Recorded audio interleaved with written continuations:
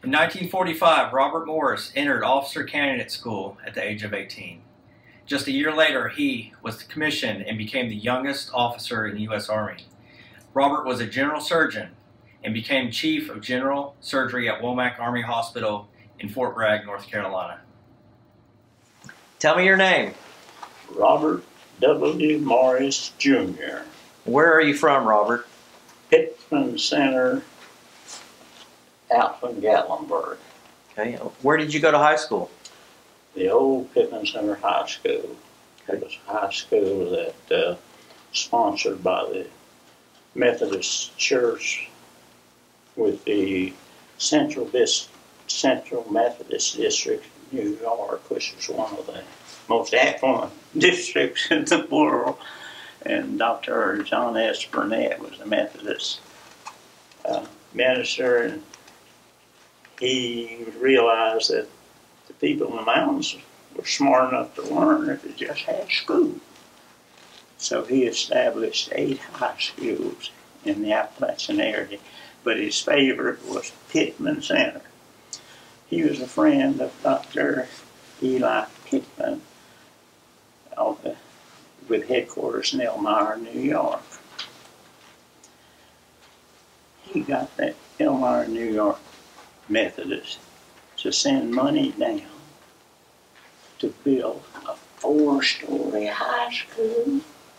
Dr. Thomas, he was a missionary in Malaysia, medical missionary, and his wife got a heart condition. He had to come back to the States, and the Methodist Church had an entity, Mountain Missions. So he comes up there, you know. And those people in Elmira, they built that high school. They built him a clinic. They built homes for the principal, Mr. Flynn, homes for Dr. Thomas, built a home economic building, you know, and a library out of this world. And the people there, they would, population in Elmira, they would send clothes down. Now, they were nice clothes, you know. And so they had a store. Now, Dr. Burnett, he knew how mountain people were. I don't want you to give me anything. No charity. That was their mindset. They didn't have anything, so I don't know what it was, but they were adamant. But he was smart. So he has a building, puts all those clothes in it, and a lady would go in, nice clothes. She'd try to dress on. Miss Burchell ran the show, and she said, Miss Burchell, I like this dress. She said, it just fits you. It really looks good on you. She said, Miss Burchell, how much is this dress? She said, oh, that one's a quarter.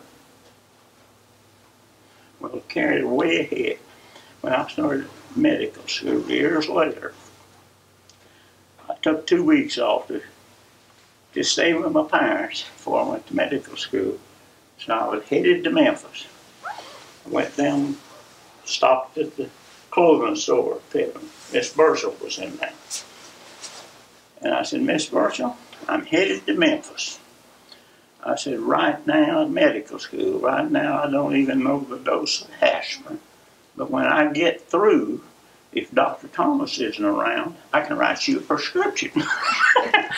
and I said, by the way, you got any bargains? She said, I've got in a bird egg blue jacket that is really neat. I believe it'll just fit you. She goes out there and brings out this jacket. Man, it felt like a glove and expensive. And I said, Miss Burchell, I believe I'll take this jacket. How much is it? She said, well, that one will be $1. So I paid her $1. I go to Memphis, med school. First 3 months while I was on the quarter system, I was in the dormitory. Well, I was in the dormitory. My buddies from there, they'd see that jacket, my size. They'd say, are you going to do anything this weekend? I said, nah, I believe I'll just hang around and study a little bit. Can I borrow your jacket? They wore my jacket out. Wow. I never did tell them. It cost me $1. And so tell us about how you entered the service. I graduated. I skipped a grade in school, so I graduated. I was 17 years old on the 22nd of April, and I graduated from high school the first week in May of 17 plus a couple weeks, you know.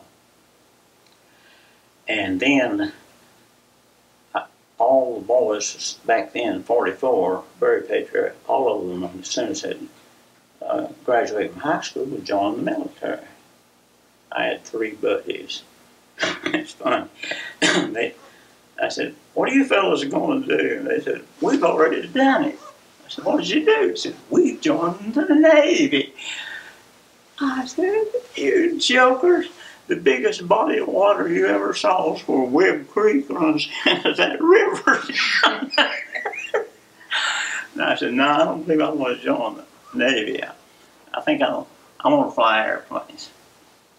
But I have amblyopia. That's what they call lazy eye. The eyes they're not together. Give 2 images to the brain. The brain can't stand that, so it'll suppress the vision in the weaker eye. So left eye, I was 12 years old before I realized that it's too late. If you get it when you're 3 or 4, you patch your good eye and make you use it. So I had loss of vision, of course, in the Air Force. we can't take you. I said, well, I'll just join the Army then. So I joined the Army, and back then the Army and the Navy had taken over the colleges in the United States. The Navy on the coast, Great Lakes, and the Mississippi, and the Army had taken over inland colleges with a program called the Army Specialized Training Program, ASTP. So I was 17, and they said, if you pass this test, we'll send you to North Carolina State College for a year. So they gave me a test, which was easy enough, and they said, okay, North Carolina State College, you go. So I get on a bus in Gatlinburg. Now I knew, I'd been around. I'd been to Knoxville, Tennessee 2 times. So I get on this bus. I go to Asheville. Layover. I can tell every layover all the way into Raleigh. and we had the layover there in Nashville. And an hour or so, and I was wandering around. They had a cafe. I went into this cafe, and I looked up there, and I said, bacon, lettuce, tomato sandwich? I bet I'll try it. It cost 10, 15 cents. I'd grown me some beans, so I had me a couple $100. So I got a bacon, lettuce, tomato sandwich. It was good. Been eating them ever since. And so then I get on this bus and go to Raleigh. I get into Raleigh after dark. Never saw so many neon signs in my life. And all so astounding to me. And they got a runner over to State College, come over with a vehicle, took us over to college, and they gave him a bunk. You know, they changed the dormitories they had to do it military life, you know, and they patterned their agenda after West Point. We went to school day and night, 9 days a week. And you could get a degree in about a year, 1 and 2 and 2.5 years. 2.5 years you get a degree. Man, they had these all over the country. and but day and night, but they'd give us Saturday and Sunday off, which was great, you know. Then then you got lots of things. All the other boys in there, I've told you this before, they didn't have pin-up girls. I'd never seen a pin-up girl. I'd never seen a Kodachrome picture. Black and white pinhole camera. So they had these pretty girls. Morris, Blount. Nothing. Well, one Saturday morning, they gave a Saturday off. My buddy was Frank Patton. His family was very wealthy. They owned a big furniture manufacturing plant near Hickory, North Carolina. Frank was my buddy. And one Saturday morning, I was sitting there and I was looking. Frank was talking to him, and I said, "Frank, all those pretty girls, Martin," I said, "I wish I had me one of those colored pinups. You know what's coming, don't you? I go on to a movie and come back. I got the prettiest colored pinup you ever saw. Lena Horne, famous singer."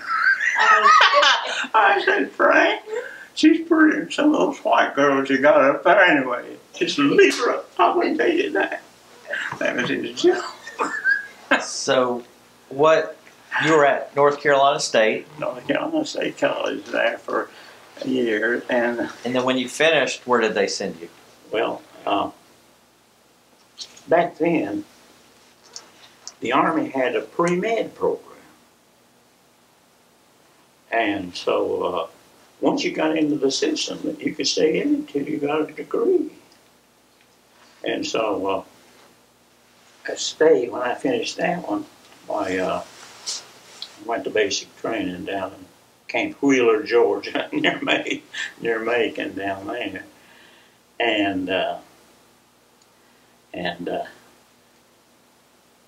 while I was down there, the basic training, of course, that was easy. Old mountain boy, I'm not bragging, but I was a good athlete for my size. I could jump out of the gym. 5'8". I'd jump up and grab the rims on the basketball. Coach said, "Will you quit doing that? You're going to learn my rim." "Yeah, but it's fun." I said, "Okay." And I could jump. And I was a good basketball point guard. And I've got long arms. How tall are you? 5'7". Stand up. Put your hand up there. Reach as high as you can reach. Oh. Wow. And I got long arms. In basketball, it was great. And particularly if you played a team that you hadn't played before. And quick, strong, long arms. That point guard, he had a tough time till about the half. Eat them alive. So I love that aspect of it. But so you're down there for training. Yeah. So I go into training. And then I learned to shoot. I told you the story, how I learned to shoot. I was developed into one of the best shots I ever met in the Army. I was an expert with all their weapons. And I learned to shoot because my dad would, as protein source for squirrels. He was an old country school teacher. I went to school to him. He'd go out every morning and kill 3 or 4 squirrels for my mom. Next morning, I said, "Dad, if you give me a little 22, I'll hunt those squirrels for you." And it turned out, I give me a book, go down to the library. They had a great library. People in Elmira, New York, did a good job. They had a book on ballistics, so I get ballistic. My buddy said, I got me a book on ballistics here. What's ballistics? I go through to tell how you sight the guns in and so on like that. And I sighted my rifle, and so I learned to be an expert shot. And then when I was 14, 15, I'd hunt the squirrels. Well, I'd have to have fun. I'd shoot them in the eye. I'd wait till they get around them. And I learned about squirrels. You have to be smarter. When you hunt squirrels, if you go out, oh, they see you, they'll go on the other side of the tree. Well, I'm smarter than a squirrel. I pick a rock up, I throw it over there, it hits, and back around. Dead meat. But anyway, that's the way I learned it. That's where I learned to shoot. And when I went, I didn't have any trouble with the Army. So I shot expert with everything. Move ahead many years later. I didn't have any money, so I did a residency, my surgical residency in the Army. The Army, every year, every person has to go to the rifle range and qualify. The clerks and the dogs and the people like that. And later on, when I was a physician, I did my rest. I'd go out to the range, you know, and I'd look out there, and I could hear the first sergeant. He said, "Sergeant," he said, "fellas," he said, "now here come the dogs. Now you watch them. Some of them don't know how to put the bullet in the gun." He said, "They'll swing it around with it loaded." He said, "You make sure they got that rifle up and down range. You don't want someone shot." Okay. Well, I'd go up, I'd look, I'd say, "Sergeant on the range," they'd have a berm down there, and the fellow behind it, you shoot a target, he'd pull the target down, put a white on it, sun it back up, and you know how they do. So I say, "Sergeant, are you shooting at that board out there that has that black center with rings around it?" "Yeah." Oh, I said, "Well, I believe I could hit that every time." And I said, he said, "You think you can hit that every time?" "Yes, sir, I believe I can." I said, "Well, let's make it fun. We can't gamble in the Army. I'll tell you what. Let's put up $5. I'll cover $5 if many of you guys would do it. And then whoever wins the pot gets to give it to the charity of their choice." Okay, so they'd fill that thing. And I go down. They're shooting a prone position. If you can't shoot in a prone position, you can't shoot. It's 10 bullets. I go right in that bullseye. And then I wouldn't do one at a time. I just did the rest of it. That guy pulled it up. They knew they'd been had, you know. And they said, "Where'd you learn to shoot like?" "Don." Major? I was a major for that. I said, when I was young, I was a second lieutenant in the infantry and a first lieutenant in the infantry. I said, I learned to shoot, but I had more fun doing the year after year. So you were commissioned? Yeah. When I was in basic training, I excelled at the shooting part of the infantry and tactics and everything. And I ate that stuff up. And I wound up one of 4 guys out of the 1,000 in the battalion that qualified for the Expert Infantry Badge. And they had pre-med courses, and then the Army, but they were still educating, doing them in college, and they said, "We're stopping pre-med." They figured, my gosh, got to have another 3 years in college, 4 years in medical school, year internship, 5 years of surgery. Well, we'll either be goose-stepping with the Germans or bound to the Japs. So forget pre-med. then basically they said, but we will send you to Clemson University in any engineering course you want to do. I want to be an engineer. They said, well, we gave you a test for languages and you have an aptitude for Japanese language. I'll tell it just like I did, okay? And I said, well, I'm not interested in University of Pennsylvania. I said, I'm not interested in Japanese language. I don't want anything to do with those slant-eyed bastards. So then now I'm out, no pre-med. I said, what? I believe I'll just, since I've got the expert in, I believe I'll try, see if I can get, I'll make an application to go to Officer Candidate School. I was 18 years old, so I made the application. I went before this board. There's about 7, 8, or 10 colonels and majors. Sent them to the infantry school at Fort Benning, Georgia. Infantry school turned out the second lieutenants by the hundreds of thousands during World War II. West Point and the colleges couldn't do enough. So, man, they had it down. That's Fort Benning, Georgia. I said, I believe I'll just make an application to go there to Officer Candidate School. I did, and I went before this board. And there's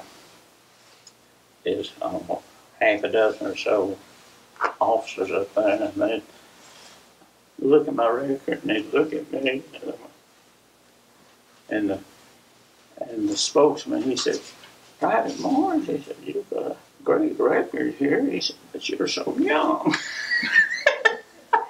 and he said, you're so young.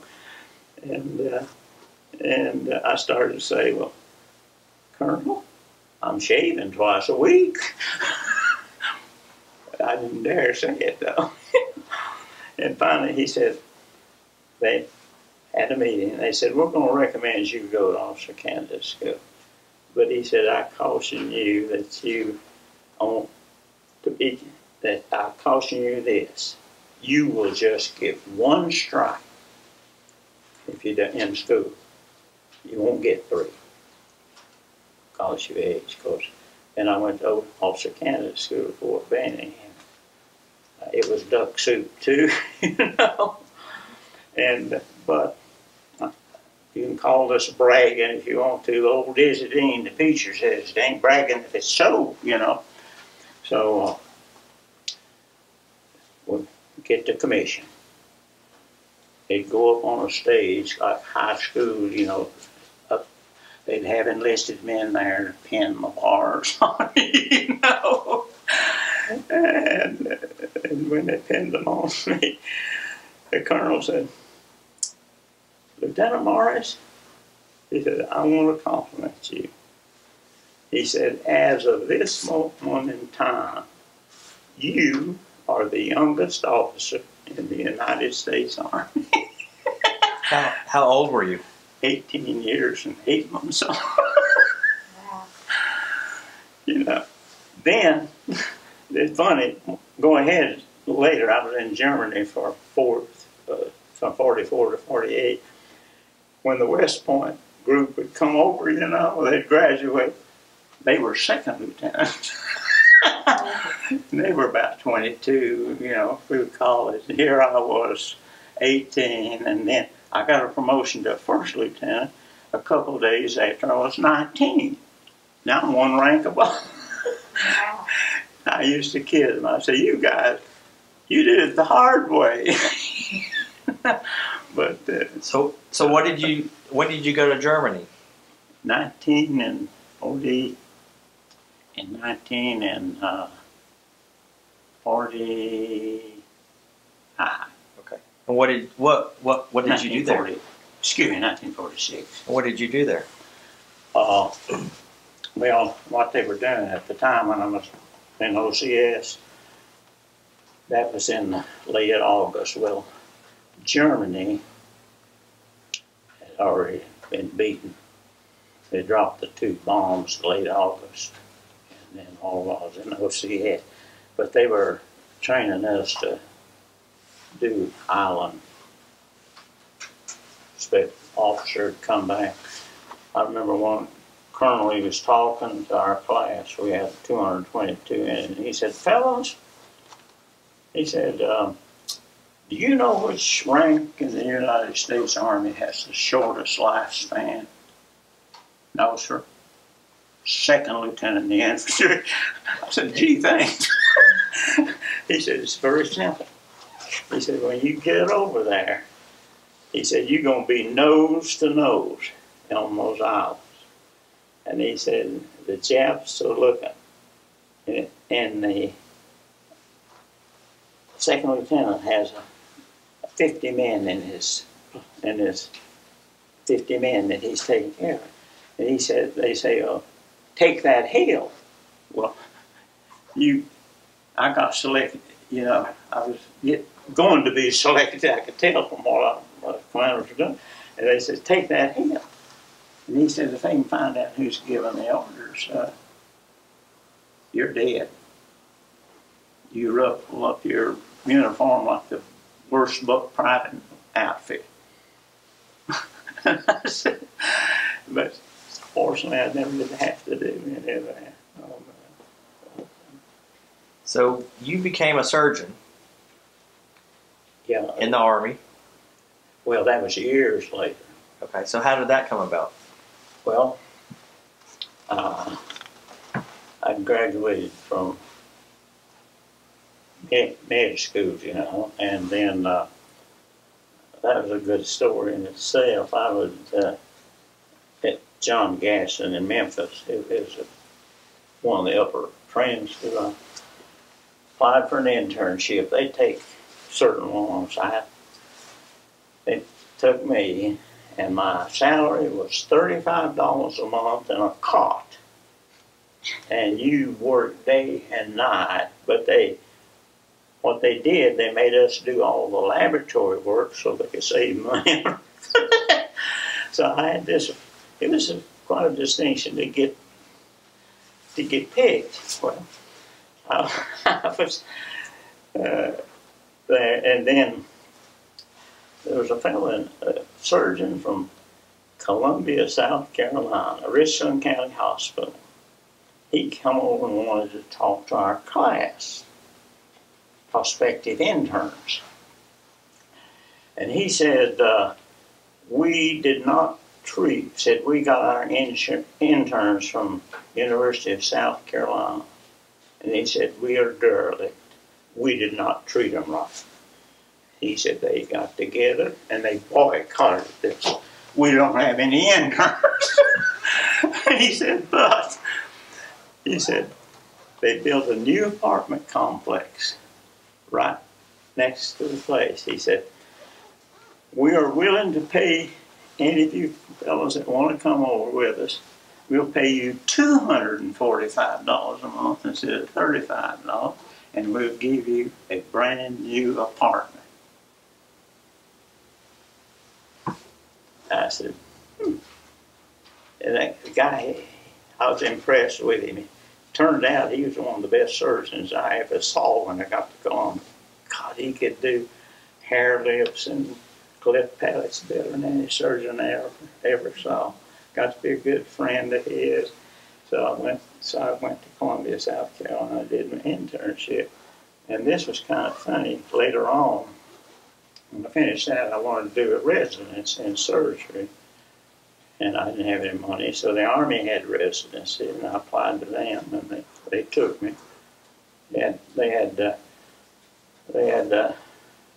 5 hospitals, big hospitals: Walter Reed in Washington, Letterman in San Francisco, Tripper in Honolulu, Brooke and Fort Sam Houston, Texas, and one up in Denver. So I wanted to go to Honolulu naturally, I have to get the list and see which surgeons are best. Well, the guru was at Fort Brooke. It was at Brooke at Fort Sam Houston. So I go to San Antonio, you know, down there. And regretted I didn't get to go to Honolulu. But later on, my granddaughter's a nurse, and she was in Honolulu for 2 years. And I said, tell me about Tripler. She was over there. She laughed. I wasn't as lucky as you. But then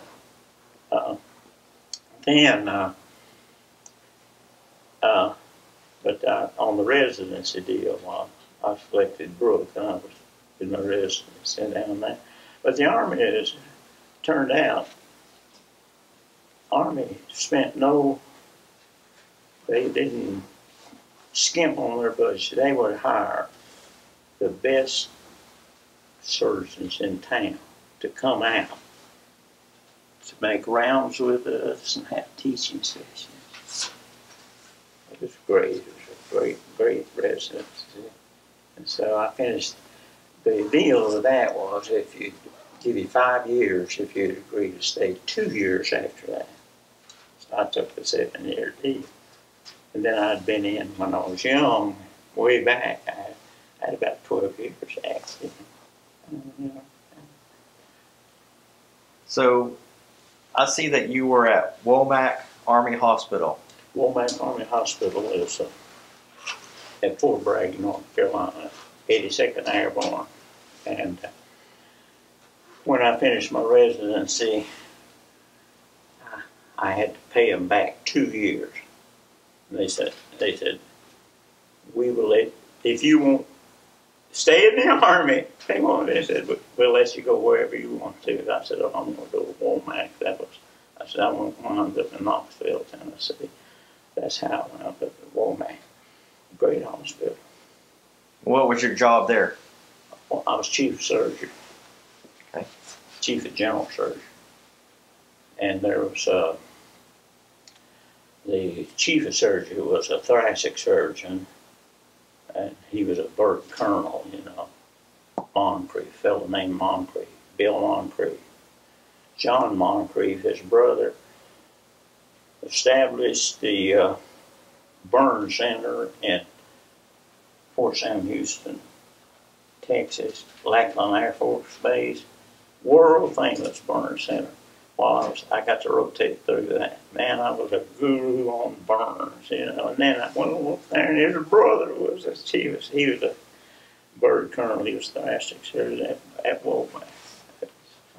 So what was it like doing surgery on fellow soldiers at Womack? Oh, it's just everyday job, you know. I don't know. Some guys in the Army, they want to do 9 to 5. And there's some guys like in the Veterans Administration do that. But there's some that are really diligent. And but they have their share of those. And so I was the chief of surgery there, but they cut it when I controlled it. I made the budget, I did everything. And but the interns liked it. I remember this. One guy, he was smart. He was a corpsman, medic, you know, and he was goofing off. And I was making rounds one morning, and I'd take them all nurses and everybody making rounds, and we'd have a little teaching session with the others, and he did something, and man, I ate him out like the old sergeants did. When they got through, one of the other doctors, he said, you can chew backside better than the sergeant than the first sergeant you can't answer. Where did you learn? I said, I used to be a lieutenant then.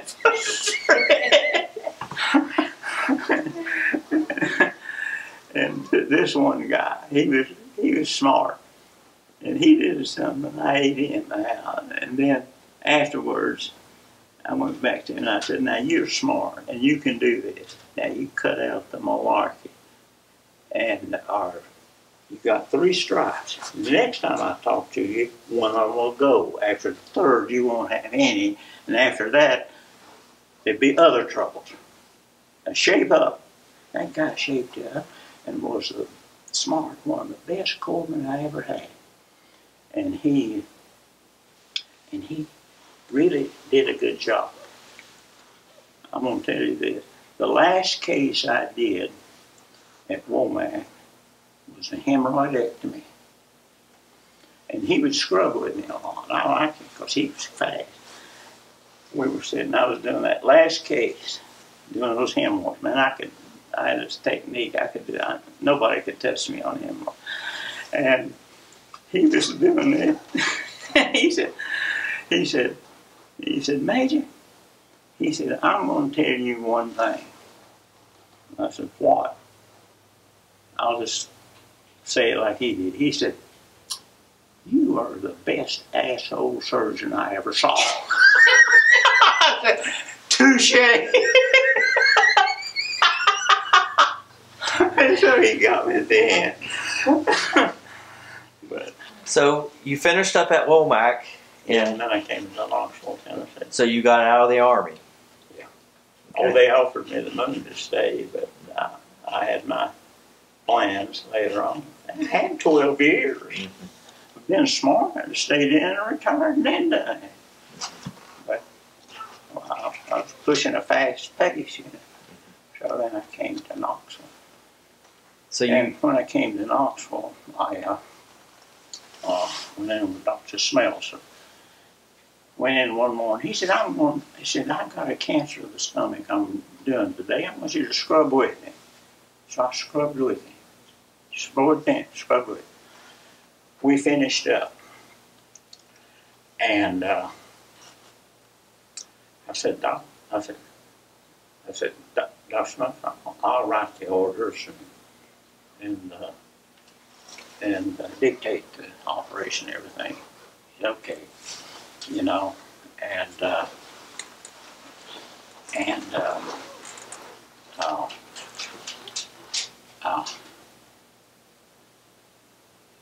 when we got through the case, that's the first time I'd been at St. Mary's. I had discharged, and I said, "Dr. Smelser, where's the recovery room?" He said, "What?" I said, "Where is your recovery room?" He said, "We don't have one." No recovery. Where does the patient go while they're recovering from the anesthesia? He said, "It goes back to their room." I said, "The ward?" I said, "Man, you're kind of playing with fire there." I said, "If the nurse is down at one end of the hall and they get a problem, they may be brain dead before she can get to them." Yeah. And then some of the other guys had been taught, they'd talk around them. Some of these military doctors and, you know, and these veteran doctors, they didn't even have a recovery. And so I got with a sister out there. And she took to me real good. And I'd met her several, when I started later on, I got to have a good relationship with the sister. Because in surgery, you need to keep fluid and electrolytes balanced. If you don't, you've got problems. And a lot of surgeons were derelict. They didn't keep up with it and always having problems. They didn't have all the fancy things we have today. So I took a course in Seattle, Washington on electrolytes. How to do it, keep them up. And I learned how many milliequivalents of potassium, sodium, etc. that was in a liter of IVs, you know.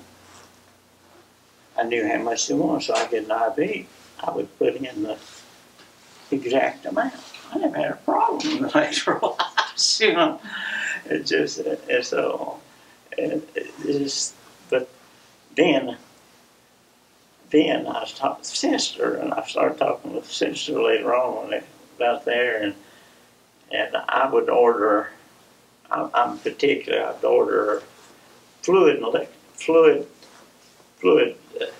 charts, you know, measure the fluids that the patients had. They've got a Levine tube in, you know how you go to the belly.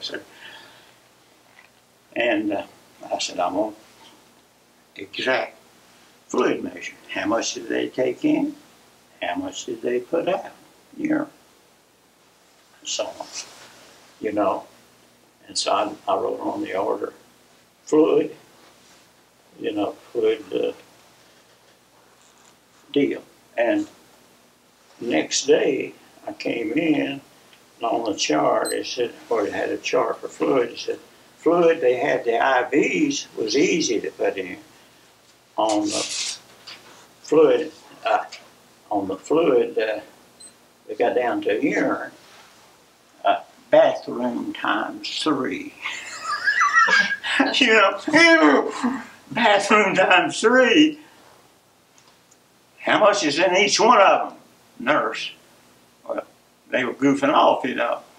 So I'd raise a little cane, and then once in a while it gets so bad I'd get the head nurse on the floor. I said, fine.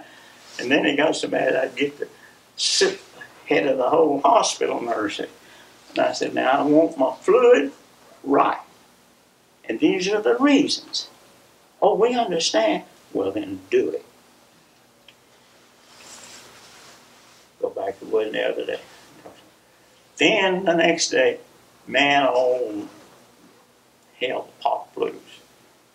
Get the head nurse, get them all down here. You know, and I'd go there, and then the sister said that she asked if I'd come up to her office. So I go up to her office. I took the chart because I knew what was going to happen. And the sister said, and he said, the nurses say, you get kind of rough on. I said, sister, it's because they're not doing the job. I said, I want my patients taken care of just like I want to be taken care of if I'm in the hospital. I've done it, and I'm going to do it the rest of the time. And I said, isn't that what you would want? Well, then let's do it. You know? and so I thought that back. And then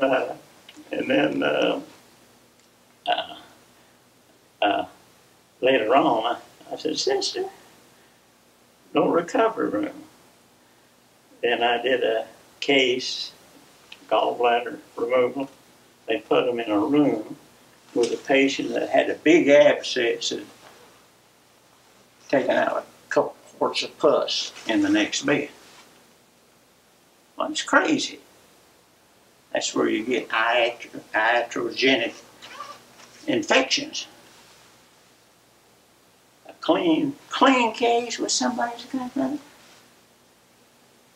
Never happened in the Army hospital, I'll tell you. And so I was raising Cain about that, you know. And well, let me ask you one more question. Yeah. You're a World War II veteran. You began in World War II. Yeah. And now you're 88 years old. Uh-huh. So what is it like to you personally, knowing that you began your career in World War II? Say again. What is it like to you knowing that you started your entire career during World War II? Well, that was a stepping stone, and their opportunities were there to a person that wanted to ferret them out, you know. And my makeup, I did, and I took the system, worked within it, and wound up with terrific deals. And to get a commission as young as I did, it don't happen. It just don't happen. You know, so I had that. That was a great thing on my record and all that. But I made a vow when I started doing this that I was going to do for my patient exactly what I want done for myself if I was there in the same position. I did it all my life. Don't regret it. And I fought the battle. I wouldn't take no for an answer. And if you go to the record rooms in the hospital or back then, look for the surgeon had the fewest complications. You know who it was.